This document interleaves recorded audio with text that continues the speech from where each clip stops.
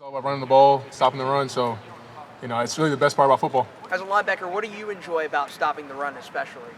I mean, I love when our defense can swarm to the ball. That's probably the most fun thing when you make a TFL or something like that and you got 11 halves to the ball, and that's just the most rewarding part about defense and about linebacker especially. Cody, Jim Knowles talked about not naming a defensive player of the game for the Marshall game. Just how did the defense respond to that? Your team captain, how do you build off of that?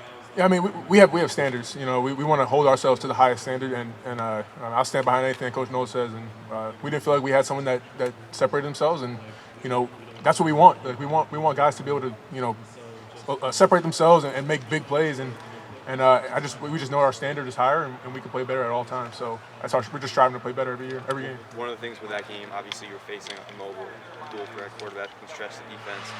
You got another one this week with Aiden Childs in Michigan State. Do you feel like that was a good test to see that then going into this week? Yeah, we definitely learned a lot of things, and just how to go forward. And it's always a challenge playing running quarterback. So we're just preparing and doing the best we can in practice, and to have that intensity, have that good look in practice to be prepared for it. Yeah, Cody, the last 2 years you've obviously had a prominent non-conference opponent in Notre Dame. This is kind of your first real Big Ten test here. Have you noticed sort of a ramp up in practice? Yeah, I mean, there's always a little ramp up for Big Ten ball, but we've been prepared. We've been preparing to play the best teams no matter what. Every week it's a grind for us. So, we're not nothing's crazy happening right now. Our goals are still the goals, and our work ethic is still the same work ethic. We're just trying to get better and know our opponent. We've seen a lot of freshmen get some playing time these first 3 games that can have an impact instantly, and that doesn't happen if they don't lose their black stripe. So can you take me through kind of what that means for this program and kind of what it meant for you to lose your black stripe? Yeah, I mean, it's really that welcome to the brotherhood, really, and it's hard to understand that until you actually get there and get to that point in your career. I remember I got mine off in the middle of COVID in a scout uniform, and it was one of the best days of my life because I felt like I'd earned that respect from my teammates and my coaches.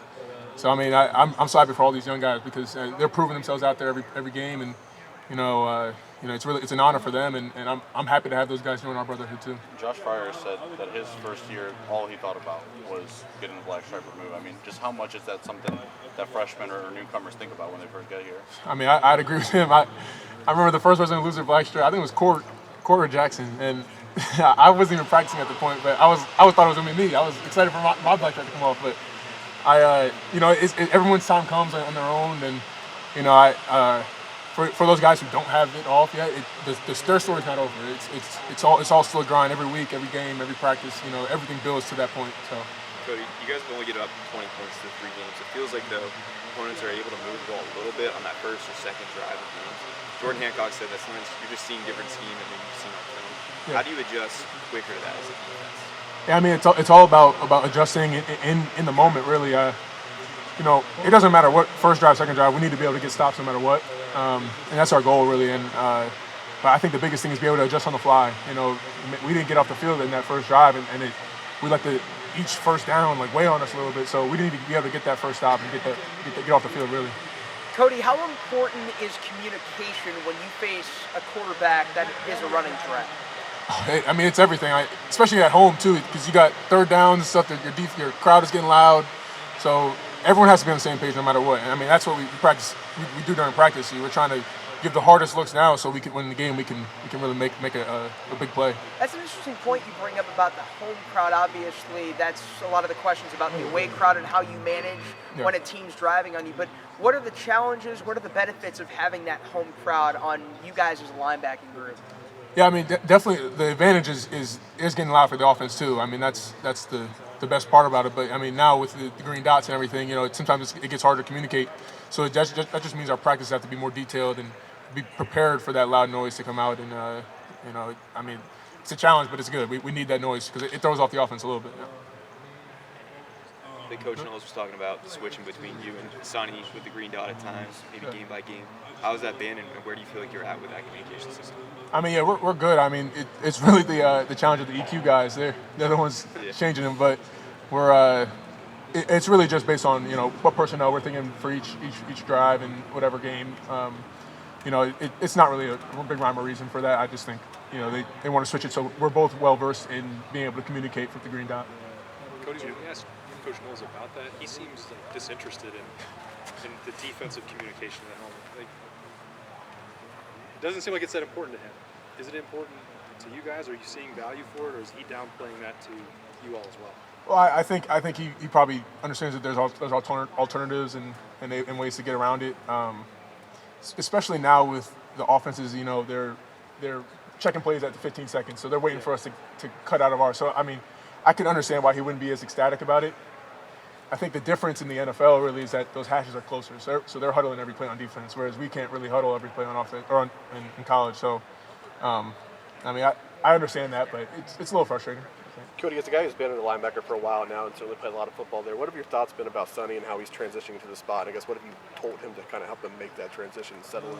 Yeah, I think he's transitioned really well. His physicality is great. I mean, he's super smart. He's like another Mike on the field, no matter what. And he's helping me a lot too. I think for him, he's actually doing pretty well. I don't really have much to say. I mean, he's doing his job. He's making sure he's getting better every day. I'm really proud of him. He's doing his thing, and he's ready to make some big plays these next coming games and really showing out and showing for the fans what he can really do. Cody, after prepping for Michigan State the last couple of years, what's different about them offensively that you can let people understand? Oh yeah, I mean they quarterback's good. He's athletic. He can make plays out of nothing, and really. I mean, we have to understand that it's a new OC. It's really a new team, so the way we're preparing is seeing what they've done and see these past couple of weeks and taking what we know and applying it and really just being ready for anything. Stone Earl, the quarterback last week, had pretty good success, at least early, running the ball, catching you guys off guard. Aiden Childs can run extremely well. Yeah. What are y'all tightening up, for want of another term, this week in that regard?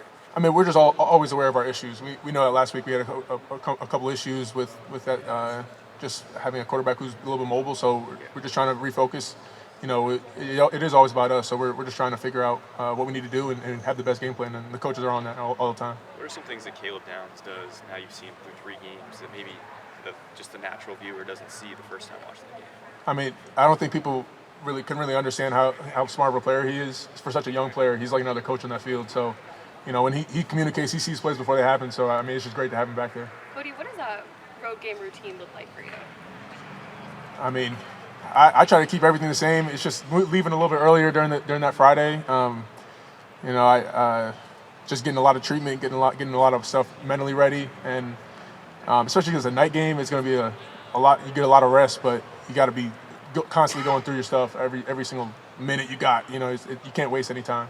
After being here for several years, is the only really big difference is that you're, instead of taking a 10-minute or 15-minute bus ride, you're taking an hour plane ride? I mean, does everything else pretty much stay the same at the hotel? Yeah. I think the coaches do a good job of trying to make everything uniform for us because, we want to control what we can control, and anything else that we can't control doesn't matter. And that's really important because then you start thinking about other things, and the main goal is to be focused, be ready to go for Saturday. What is the difference between the last 3 weeks in Big Ten football, if you had to explain to somebody who just landed from Mars? I mean, Big Ten. I'd say Big Ten football is all about toughness. No matter who you're playing, no matter who's coming around, you got to be able to stop the run the ball. And we're prepared for that. We've been preparing for that all year, all camp, all preseason, all this part of the season too. So, that's going to be the decider in the game, and it's our goal to dominate that. Cody, when you're wearing the green dot helmet one game and you're not wearing it the next, is it an adjustment to go back to not having that in your ear? Not really. I mean, the way we practice, we have to communicate no matter what. Like it's not a one thing. But the guy who has the green dot's the only one saying something. Like everyone's talking, everyone's got to be able to get calls out to everybody. So it's not really a huge deal to not have it or to have it. It's really just be able to communicate effectively. Cody, thank you. Thanks, man. Thanks, Cody.